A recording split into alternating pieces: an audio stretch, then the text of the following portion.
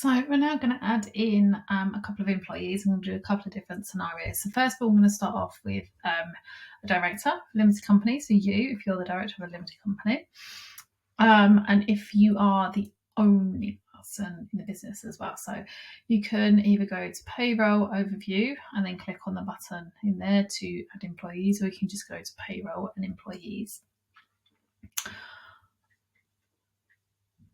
And we are going to, you can bulk upload. So if you've got from previous software, you can export and upload.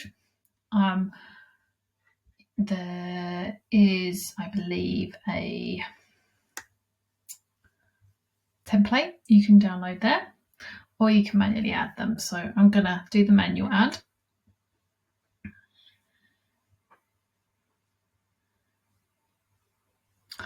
Just wait for it to work.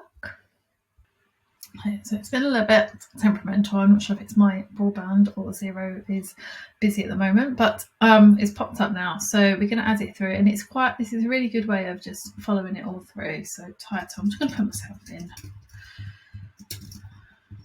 I'm not going to put my real date of birth in. I'm going to put something random in. I'm deciding I'm going to make myself younger. So my date of birth is going to be the 4th of May. Oh, let's make me nearly 24. Female, and then I'm going to put address in. I am just going to put some random address in again because I'm not going to share mine. You can literally just put in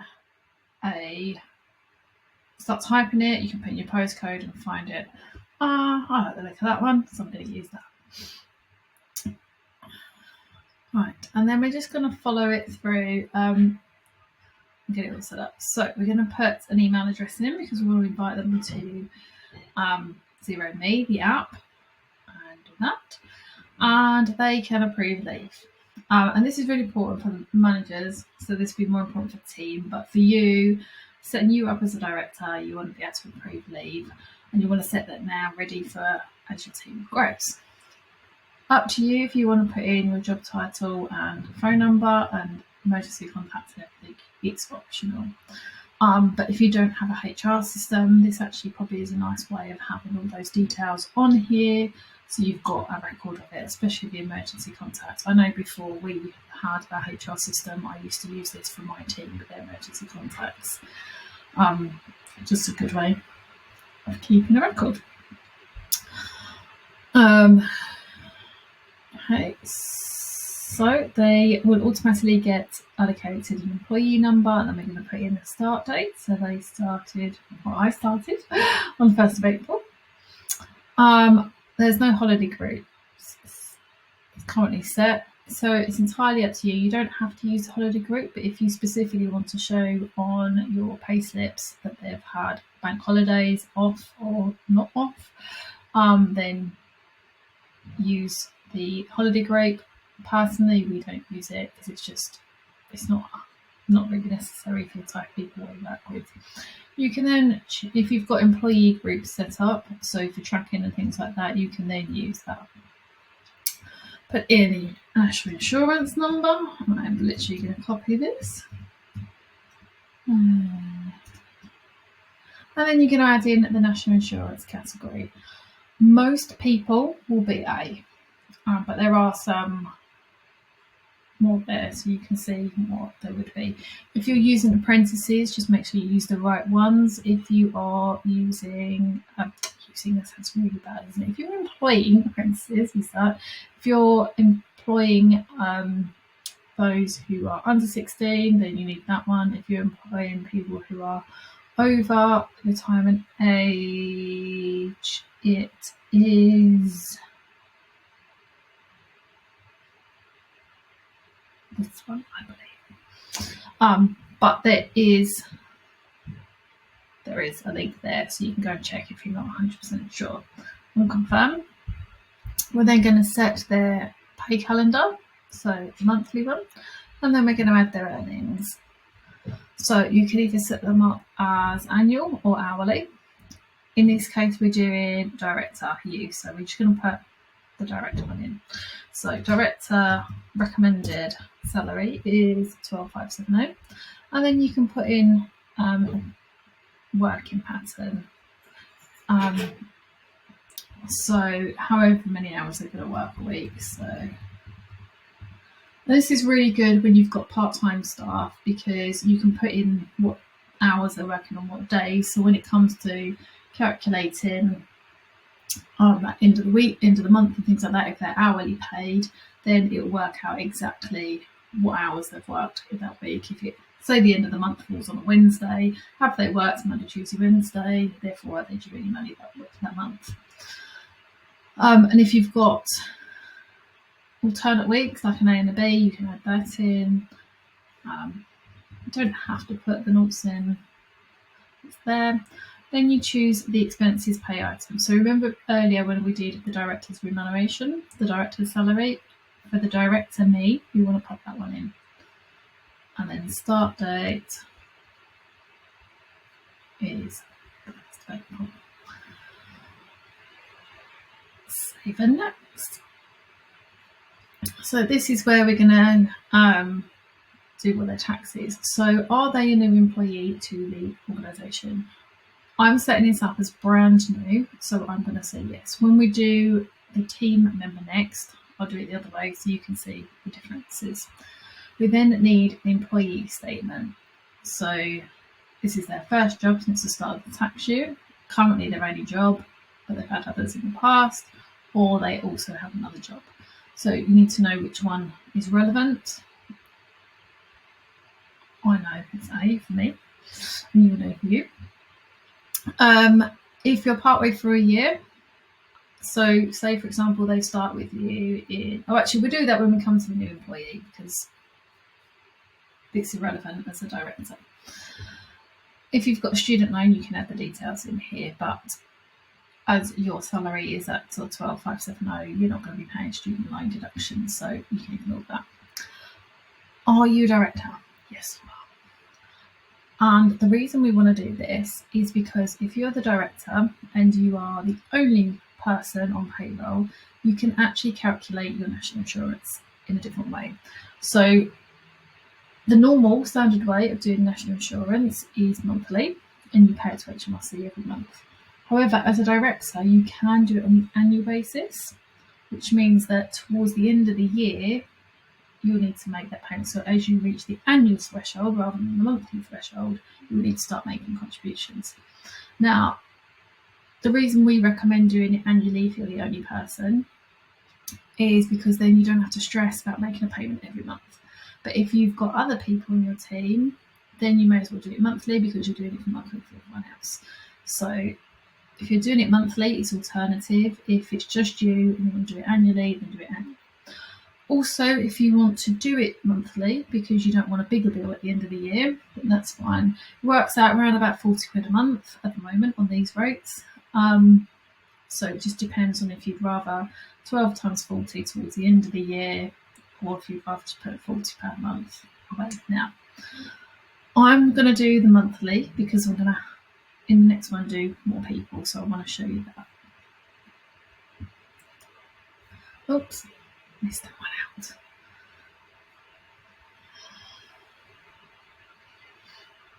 So pension, if it's just you, you are excluded. And you can use one of these two. Probably wouldn't have a contract of employment. So, yeah. And so you're now set up, ready to go. Now you can add in extra bits, like if there's any lead details already, payment method, you can put it in if you want to. You can review pay slips here. You've got your pay template, so you can check what your earnings are, what your deductions are, any open balances or notes that you want to add on.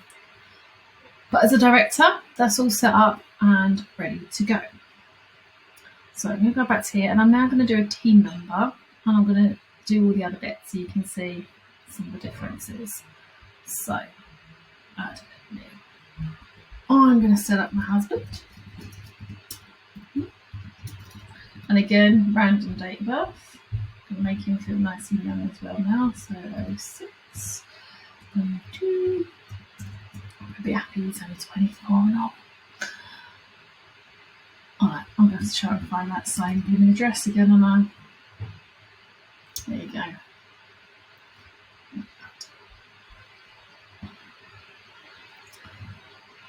So it's given me an email address. It's not entitled to improve it.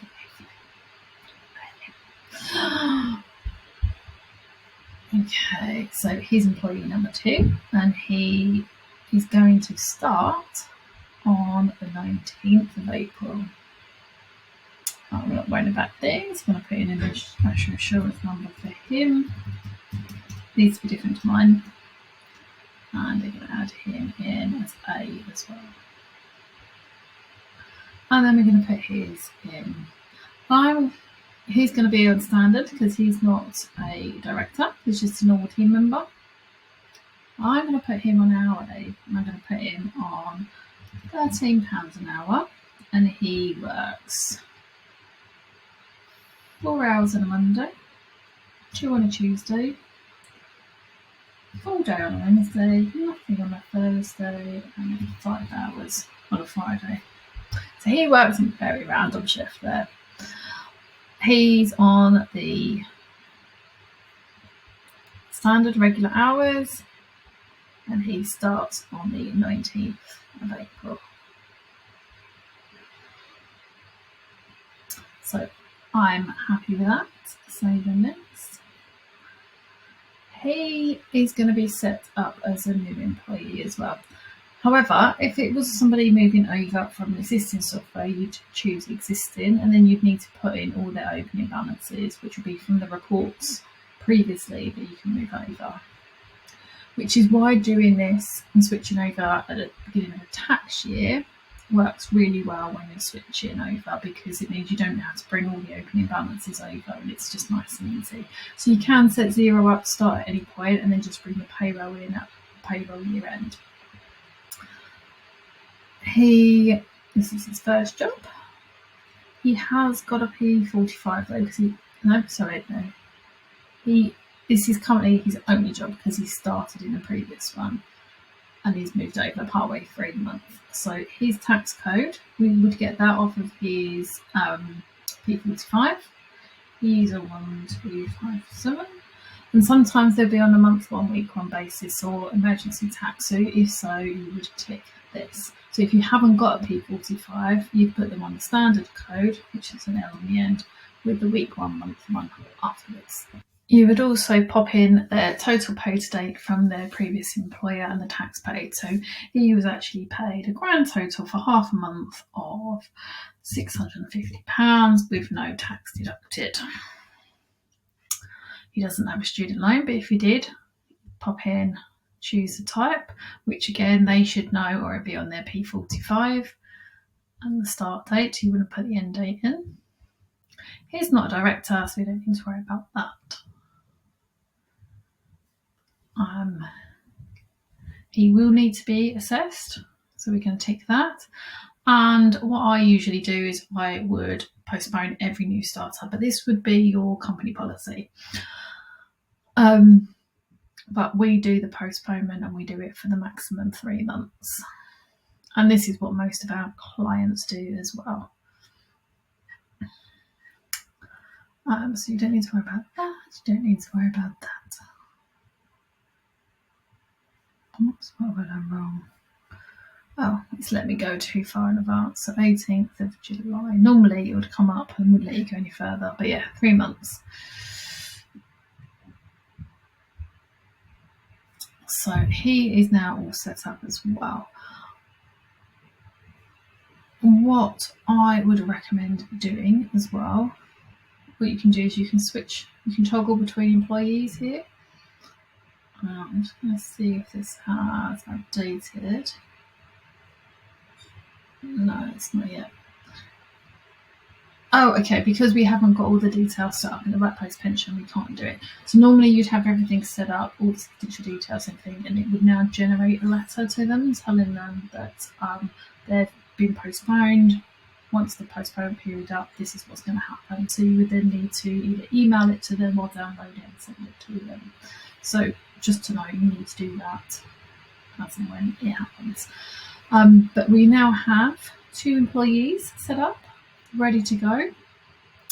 So in the next video, we're going to look at leave first, and then we're going to look at running the payroll.